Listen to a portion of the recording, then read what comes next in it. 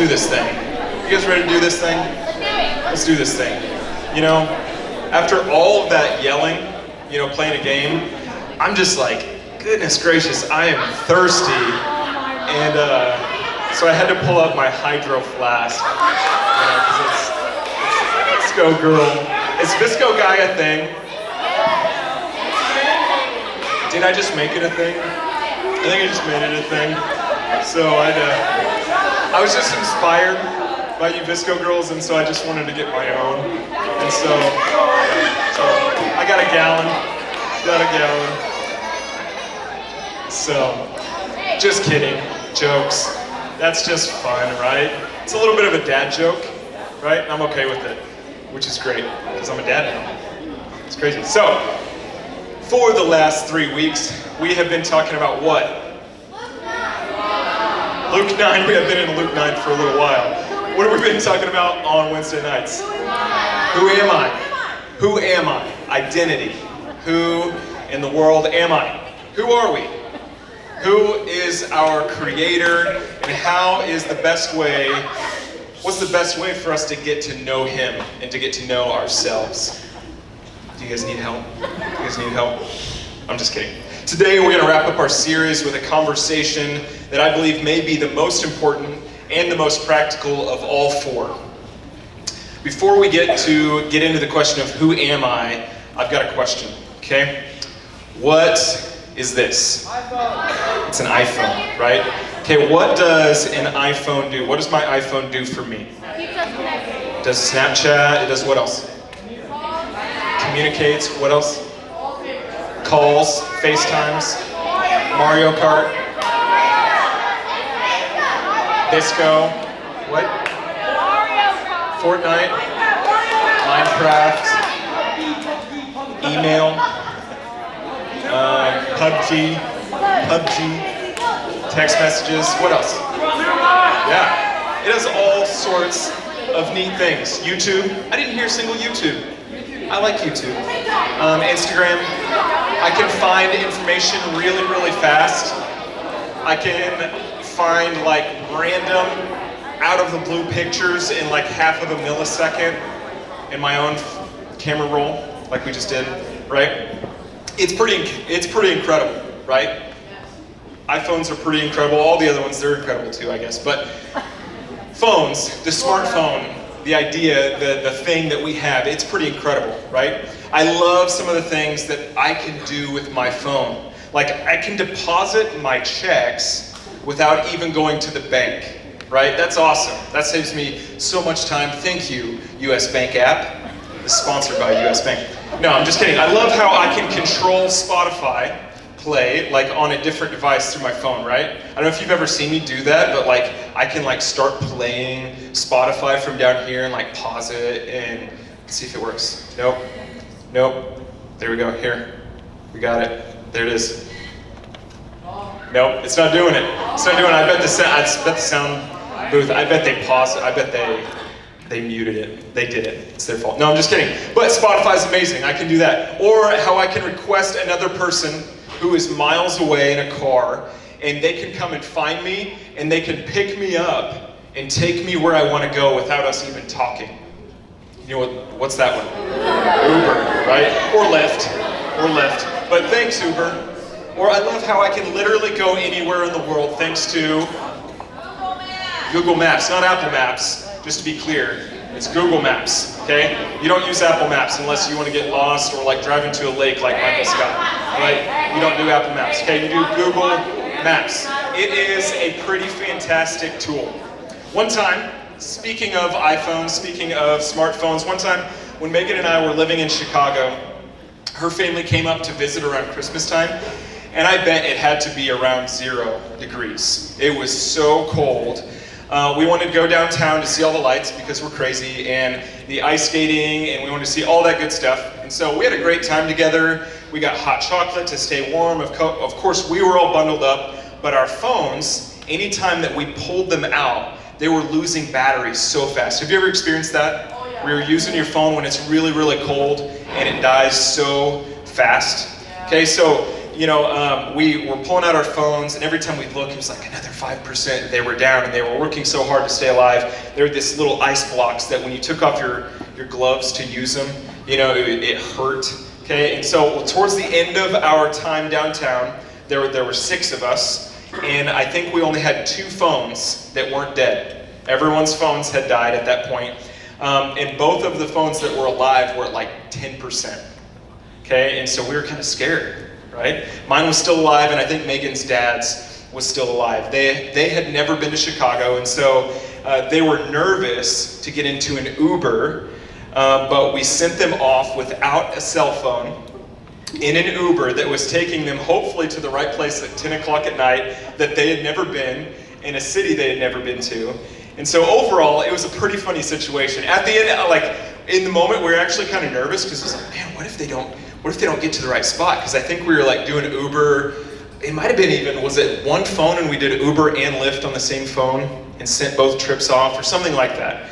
Whatever it was a crazy situation, and it was all because our phones died, right? Our phones died. It was pretty funny, but it's amazing how dependent we've become on these little things, right? When it dies or lets you down, you can find yourself pretty frustrated or lost or helpless because you put so much stock into this little hunk of glass and metal. These phones are capable of some pretty amazing things. So my phone right now is at 12%. Okay, it's an iPhone, so it's not made to last through the day. It only lasts till about the end of a work day, and so it'll die if you use it. And so I'll do this little maneuver right here. Shut it off, okay? When its battery is drained, or when you shut it off, it is no longer the helpful, effective, essential tool most of us have come to depend on, right? I can push the home button, doesn't do anything. Push any of the buttons, doesn't really do anything, right? It's not everything it's made to be. And it's the same for us. When we are disconnected from our source of life and power, we are spiritually dead, spiritually useless, spiritually bankrupt. So, congratulations. I don't know if you knew this or not, but you made it a whole month into school. Did anyone realize that? Yeah. You're a whole month into school. Okay? You made it. Are you feeling tired yet? Yeah. Anyone feeling tired yet? Have the late nights and early mornings caught up to you yet? Yeah. Has anyone, here, we're gonna do this. A little confession moment. Has anyone fallen asleep in class yet? Ooh. Council Bluffs, Trainer, Glenwood, Lewis Central, School Board, take notice, move school to later. There we go. So we've had probably 50% of the room says they've fallen asleep in class. The other 50% are liars. I'm just kidding. But if we're really honest, and I'm thankful that you are, we've had a moment or two, maybe even in this last week, where we felt a little bit like my dead phone, right? We felt a little bit like my dead phone. Sure, we're capable of being alert and focused and productive and kind and generous, talkative and patient, but too often we're drained. We're tired. We're maxed out.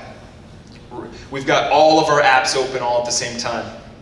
Do you know anyone like that? That's got literally like hundreds and hundreds of apps all open at the same time, and they wonder why their cell phone dies at noon, right? We're maxed out. Maybe we feel like we can't live up to our capacity of kindness and generosity and patience and productivity. Maybe it's because we're exhausted. Maybe it's because we choose to make our lives so busy. Maybe it's because we're going through a really difficult season and we're just drained. Maybe, whatever the reason, sometimes life leaves us feeling drained. You ever been there? Anyone ever felt drained? This matters because when we're drained, we can't be everything that God has created us to be. I don't know what happens to you when you feel drained. All of us have different ways that we express our tiredness, right? Maybe you get impatient and angry. Maybe you're cranky, right? Or maybe you just shut down, you're just really like chill and you just want to sleep all the time. Maybe you cry or lash out. When we're drained, the best parts of us get overtaken by the worst parts of us. When we're drained, we're not the best parts of ourselves. So what do you do when your phone dies? Charge it. Charge it. Charge it, right? You charge it. Right? Oh. Do one of these. All right. Here it is. So watch. It wasn't dead. You know, I should have like turned on YouTube for like 4 hours and made it die, so then I can really, this moment could be like, oh, I get it now. But you see the little apple there, it's starting back up. It's because it got connected to the charger. It got connected to the life source of the power source that it was created to connect to. You might get where I'm going, okay? So let's say we're like this drained smartphone. What should we do when we get drained? Get charged, right? We should get connected. Okay, my phone is connected now, right? It's tethered, it's connected. And it's cool, it's already at 13%. Look at that. No. We get connected. We get connected and it works. It works. Let's see. Here, I'll put her on airplane mode. Do that. I'll put her on airplane mode. And then we'll see what we get to by the end of the sermon. That'll be a fun little experiment, huh? So, we get connected. Okay, when we are like this cell phone and we're drained, we get connected. And not surprisingly at all, Jesus had a little something to say about all this. Okay? Not about phones, of course, but about what it means to be drained, to fail to be everything we were made to be, and how to get connected to our greater source of power. Maybe if Jesus were here in the flesh with us right now, he'd use a smartphone as an illustration. But 2,000 years ago, he used a vine, a branch, and some fruit. Okay, so go to John chapter 15 with me.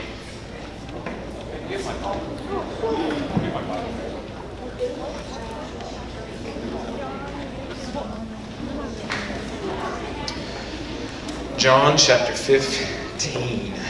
It's on page 897. So you can use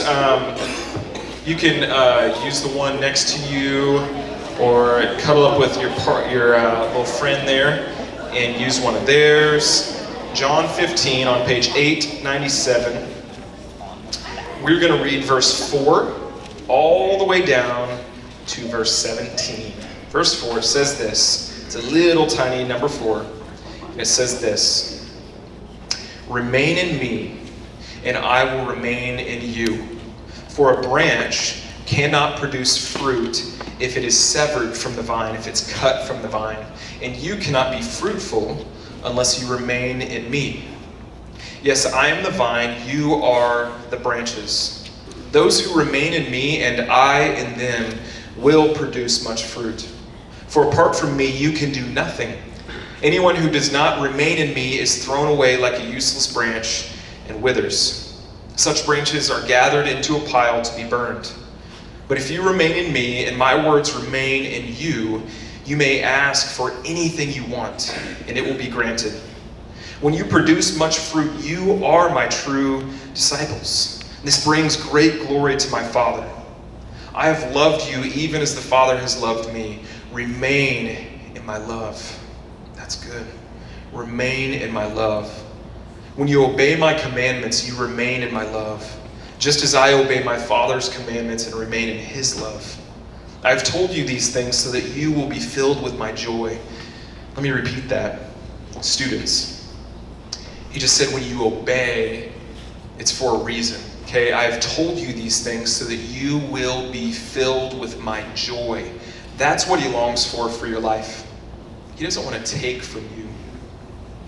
The vine doesn't take from the branches. The vine gives to the branches and they produce fruit and life and abundance. I've told you these things so you will be filled with my joy. Yes, your joy will overflow. This is my commandment. Love each other in the same way I have loved you. There is no greater love than to lay down one's life for one's friends. You are my friends if you do what I command. I no longer call you slaves because a master doesn't confide in his slaves. No, you are my friends. Since I have told you everything the Father told me, you didn't choose me. I chose you. I appointed you to go and produce lasting fruit. I appointed you to go and produce lasting fruit so that the Father will give you whatever you ask for using my name. This is my command. Love each other. That's good news, right? Love each other. That's good news. That's really good news. You see, a grapevine's purpose is to grow fruit. A grapevine's purpose is to grow fruit. It exists for one thing, to grow fruit, right?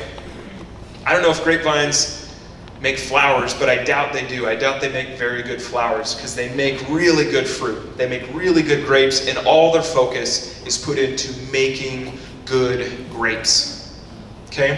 And so our purpose has got to be so laser focused on we love. We love in the name of Jesus. We love Jesus. We stay connected to him, and we bear fruit that is love. That's what our fruit is. The vine is strong, sturdy. It's the core of the plant. That's Jesus says that's him. He is the vine, okay? The branch is connected to the vine. It comes off of the vine, and that, Jesus says, is you or me. That's his followers.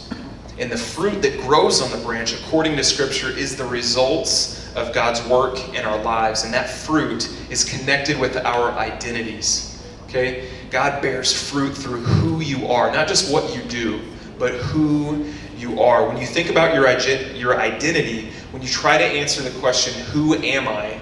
You probably think about your personality, your abilities, your interests, and your passions. We talked about a lot of those things over the last few weeks, but that's not the whole picture. Because you were created by God, you were created to know God. You were created to know God. Just as a branch on a vine, it's created to produce fruit on this side. It's created to stay connected on this side and to know the vine, to stay connected to the vine so that it can bear fruit. That's it's like dual purpose, okay? Not only were you created to know God, but you were also created to bear fruit. That is, there should be evidence that you are connected with God. Think about that. When you look at your life, if say an alien came down and they just watched Jaron for 6 weeks, just pulling it out, just 6 weeks, would they say, he must be a Christian? Like if they were to watch another life. Think about that for every one of you. I could say your name. Jaron was just who I was looking at. But think about that. If an alien came in and watched your life, would they know, wow, this person knows Jesus. Their life is markedly different than another human being that I've watched who doesn't know Jesus. The crazy thing is, it's not aliens who are watching, right? It's other people who are hungry for hope, who are hungry for love, who are hungry for purpose and direction and joy. And they're watching your life. They're watching your life, and they want to know, is Jesus who he says he is? Does God know me? Does he care? Does he have anything to do with my life, or is he far and disconnected? So, is there evidence that you are connected to the vine? Or is your life withering? Is it withering, or is it just like you're in survival mode and you're not even producing fruit, right? Like a plant who's literally just trying to survive and is producing no fruit, and it's been severed a little bit and it's right on the edge, falling off. You were created to be connected. You were created to be connected. That's how you were created. Sometimes we feel drained physically or emotionally or spiritually. Here's the thing, you are a whole person. All of those things are connected with each other. Remember what we said earlier. When you're drained, you're not at your best. When you're drained, you're not able to be everything God created you to be. This week, I want you to pay attention to your body. Pay attention to your mind. Pay attention to your spirit. Pay attention to the moments that you feel drained. And maybe when you find yourself snapping at your parents or saying something sarcastic or mean to your siblings, or being less patient or generous or whatever than you usually would be, notice that. And maybe when that happens, let it be a reminder that you are not a self-sufficient being. You were created to be connected. You were created to stay connected. So pause and go connect with your Creator. How often do you charge your phone? Every day? Twice a day, yeah, twice a day. Some of us, I love how she said it. She said, my phone is old, so twice a day. And if you catch what I'm talking about with the metaphor, that gets true. As you get old, you realize, holy cow, I need this twice a day. Not just once a day. But what I'm saying is you were created to connect with your Creator. And in the same way that you charge your phone every day, how in the world could we go multiple days without charging our soul? Think about that. You would never dare go to bed without charging your phone, would you? What kind of a psychopath lays in bed and just throws their phone on the other side of the room? Night, see you in the morning. No, you won't. It's going to be dead. You won't see it in the morning, right? It's going to be dead. And you're going to go to school with an uncharged phone, right? And so, hey, listen. Listen to the analogy, the metaphor. Can't ever tell the difference between the two, but listen to this thing. How can we think we can go weeks on end? And I'm not at all coming from a place of I've got this figured out. This is a daily discipline that I'm learning still. But how can we think we can go days on end, weeks on end without truly connecting with Jesus? I think we run on fumes so much more than we realize. I think our phone is right on the edge. Have you ever seen those memes, right? It's got the phone on like 1% and it says something crazy on the screen, but it's like, that's not what they're saying. Like, wow, this is so crazy. It's like, no, it's the 1% that's so crazy, right? Like, what kind of a psycho lives their life like that? And that's how we live our lives so often. I think that's how we live our lives. And so I want you to be connected to Jesus because he gives you life. And so I want to give you, let me see, I think I got seven. That's biblical, right? I've got 7 ways, practical ways that I want to encourage you to connect with God. So number 1, talk to Jesus throughout your day. You might look like a crazy person. That's okay. So talk to Jesus throughout your day. I don't know if some of you do this, but literally throughout the day, he already knows, he's present, he's there. Talk to him throughout the day and connect with him. In moments where you get in your feelings, right? Something's going on. Talk to him about it. When you've got something worth saying thank you for, talk to him about it. Okay, so number 1, talk to him throughout the day. Talk to Jesus throughout the day. Number 2, obvious, read the Bible. Do a Bible reading plan, okay? Use the Bible app to do a Bible plan to track your progress, but here's a little pro tip. Read it in a paper Bible and just use the app to track your progress, and then turn your phone on Do Not Disturb. Because every time that I stinking try and read a Bible plan on my phone, I read it in 30 seconds and I'm out, right? Because my phone, I can just click off and then I'm on to something else, right? And so put your phone in the other room, put it on Do Not Disturb, whatever you got to do. Read on a paper Bible. If you don't have one, talk to me and we can get you one. Number 3, sacred pathways. It says, read this book, okay? This book is so good, okay? Read this book, Sacred Pathways. This is a fantastic book that will help you discover your pathway, okay? Sacred pathways, he describes it, is just like these different, he's got 9 in the book. I legitimately do need a drink now, but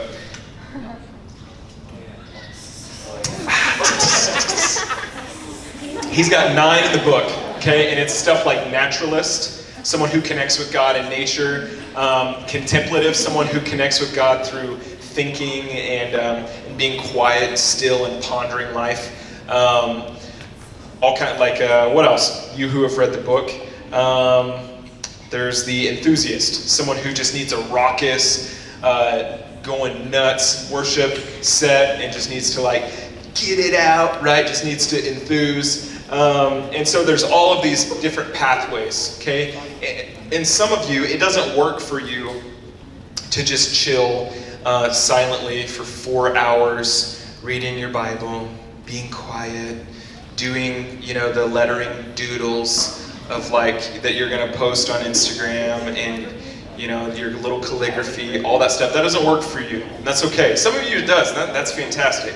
Don't hear me like bashing on that. But some of you need to go on a hike and pray while you're doing it and like yell on top of a mountain or a bluff and we're in Council Bluffs. And so there's no mountains except Mount Crescent. You should go to Mount Crescent and pray. But some of you need that, okay? So this is a good book. This is a great start, okay? Number 4, get together with friends specifically to pray. That's a wild idea. But if you're serious about growing as a follower of Jesus, you should probably actually set aside some time for that sometimes that's not just in your normal rhythm, okay? And so I dare you to be crazy enough to get together with some friends and pray. And here's the bad news. We're not very good at prayer. But here's the good news. We can grow. God wants to help us grow. Jesus has given us all sorts of examples of how to grow in prayer. And so one idea is just write a list of names of friends and family and kids you go to school with, teachers. Start there. Or another one is think about all of the different injustices in the world that you see that are wrong, that you want righted. Okay? Black Box International. This is a ministry that helps boys who have been enslaved in sex trafficking. Pray for Black Box. Rafa House. International Justice Mission. There's all sorts of organizations who could use your prayers. What if you got together with your friends and prayed over foster children in our city and prayed that God would give them a stable home that would help them to grow up like many of you have had the opportunity to do. So pray together. And it doesn't have to be weird, man. Just talk to God. Number 5, learn to be quiet. Learn to be quiet. Set a 20-minute timer to be quiet and still. Just not do anything. Not play a game, not scroll anything, just listen to your breathing. And just chill. Right? Set a 20-minute timer, maybe even chill, sit on the floor of your closet so there's literally nothing to do. Okay? Number 6. Number 6. Last 2. Sabbath. Okay, this deserves an entire series in itself, but learn to Sabbath. Do you have a day every week that is set aside that is specifically just for rest? Do you have a day where there's no sports, there's no homework, there's no errands, there's no chores? I think it would be hard to find a single person in the room who's really on this. Okay? Our culture isn't set up for this at all. Your family probably isn't set up for this, but I'd say that we are all exhausted and busy. We're busy. God didn't create us to live this way. And so my dare for you is to set apart a day every week, probably Saturday, where you literally don't do anything productive. You disconnect, but here's the thing also. You don't just be a total slob. You disconnect from electronics, get off the grid, read, eat good food, drink water, take a nap, spend quality time with your family. That'd be pretty dope, right? Number 7, community. How are you and your friends helping each other stay connected to Jesus? Pretty simple question. So, here's the deal. You guys, you're made to be you are created to connect with God. That's, at the end of the day, that's truth. And so I want to challenge you, connect with God. Find out how you connect with God and be intentional about it. Especially as you get tired, as we get into the semester, connect with Jesus, okay? Love you, friends. Can I pray for you? Yeah. Let me do it. Lord Jesus, we love you, and we want to be connected to you. We want to know you, Lord, and we want the joy that you have set aside for us. We want the joy that is ours. That fruit that is ours. We want to bear fruit